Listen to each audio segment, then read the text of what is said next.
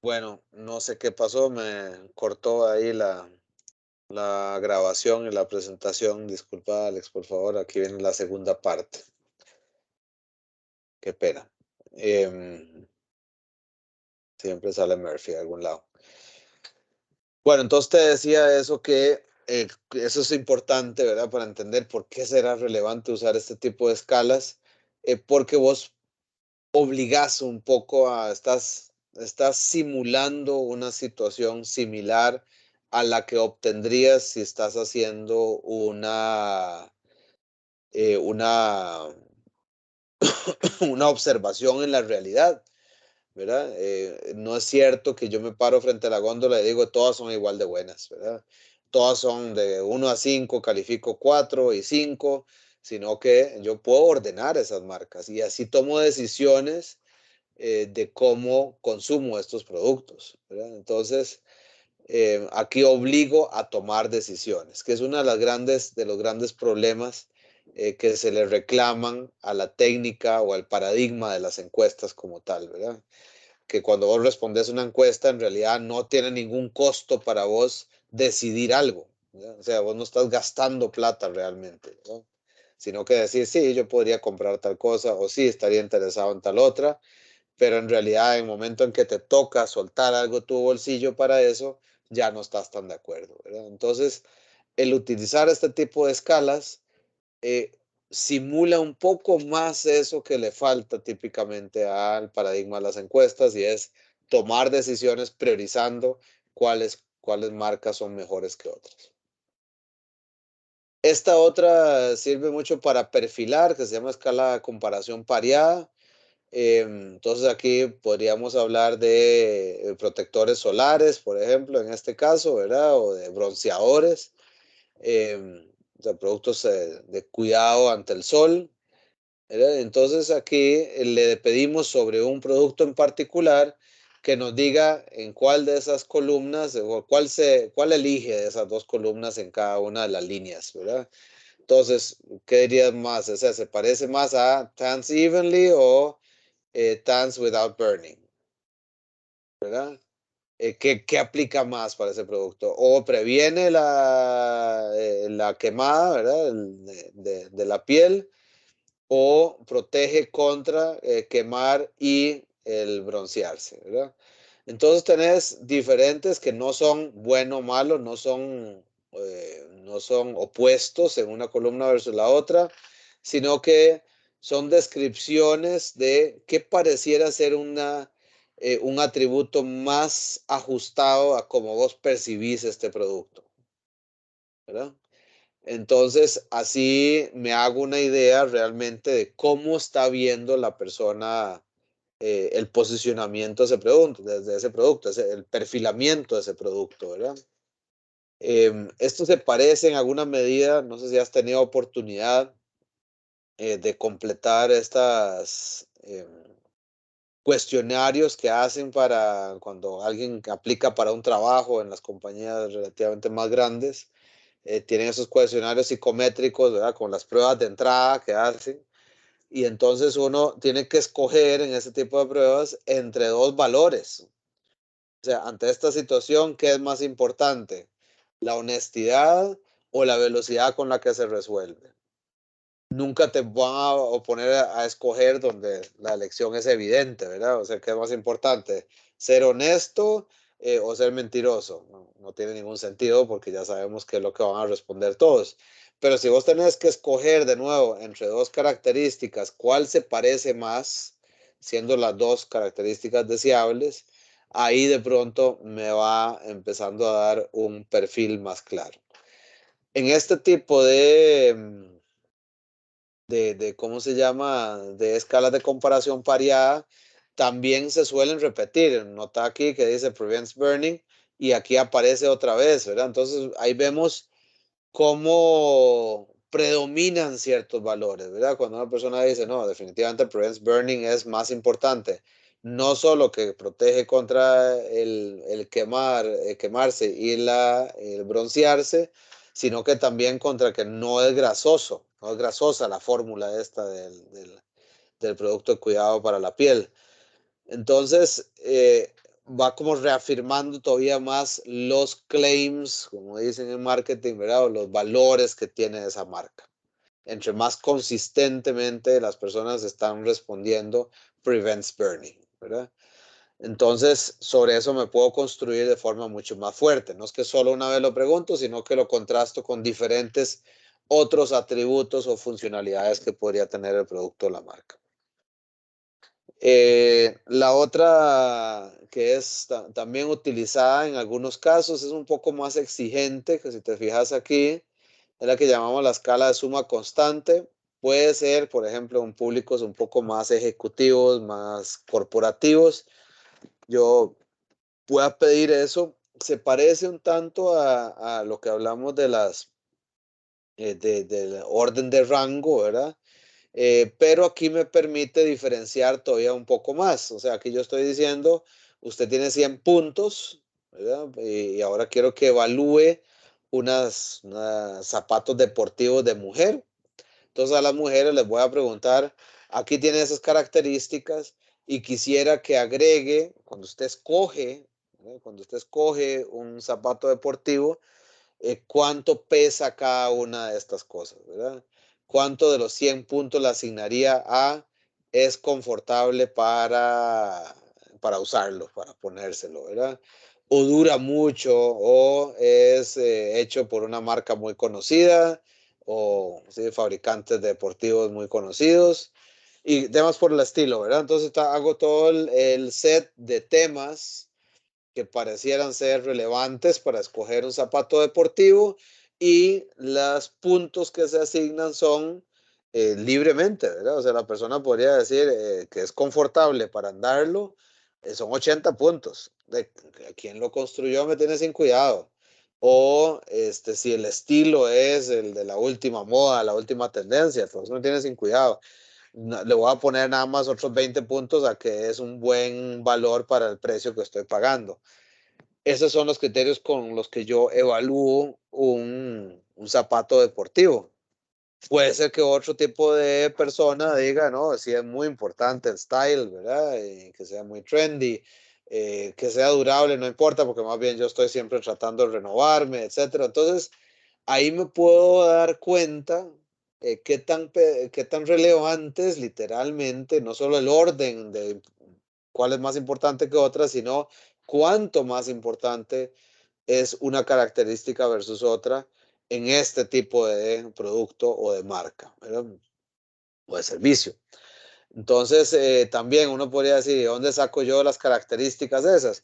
Puede ser que mi conocimiento experto sea tal que en realidad ya está bastante agotado cuáles podrían ser los criterios con los que yo escojo este tipo de zapato o producto o servicio, cualquier cosa que estás evaluando, o puede ser que yo como una fase previa a esto tenga entrevistas a profundidad o focus group en los cuales yo genero ese conocimiento, esa lista de temas como que ya entendimos cuáles parecieran ser los puntos más relevantes a tomar en cuenta.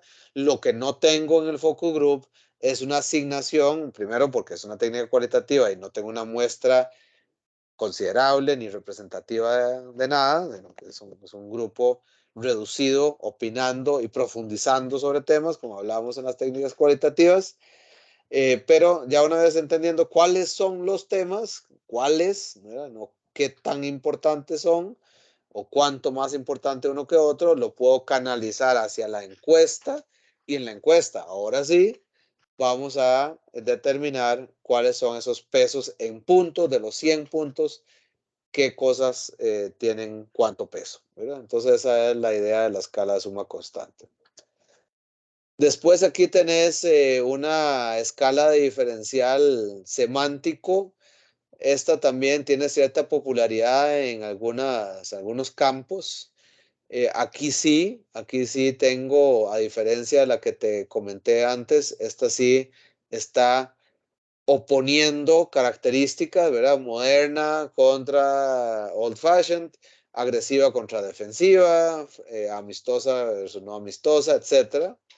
Están en los dos extremos de las escalas, hay características opuestas. y casi que yo quisiera aquí que me califique cómo percibe mi marca, ¿verdad? O mi producto. ¿Es más old fashioned o es más hacia moderno? Entonces, la persona se puede ubicar en esa escala entre 1 y 7 en este caso. Vos podrías construirla con más apertura todavía o un poco más reducida, todo en función de, o todo dependiendo de qué tan sensible pensás vos, ¿verdad? Qué tanto ha considerado, ¿verdad? Esta persona, si un 5 es diferente a un 6 o si un 6 es diferente a un 7, ¿verdad? La intensidad de sus opiniones, el grado de diferenciación de sus opiniones, implica al final cómo construyo esta escala. Si uso 7 puntos, si uso 5 puntos, si uso 10 puntos, ¿verdad? Entonces eso no está escrito, pero hay que argumentar por qué pienso yo que hace sentido usar una escala tan abierta o tan cerrada.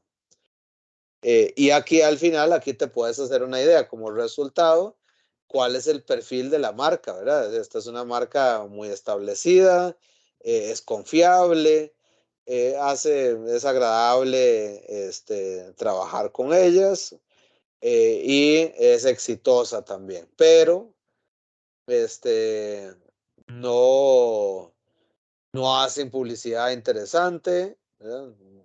Del todo, no es influenciadora, también tiene problemas en el exterior, es poco atractivo y en general es old fashioned. Entonces, ya te haces como, ok, o sea, ese es el perfil de cómo está percibiendo las personas la marca.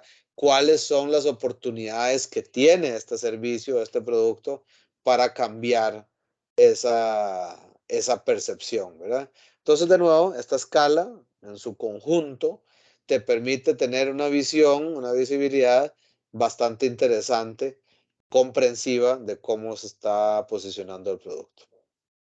Esta es una de las más conocidas, más populares en el uso, la escala Likert, famosa.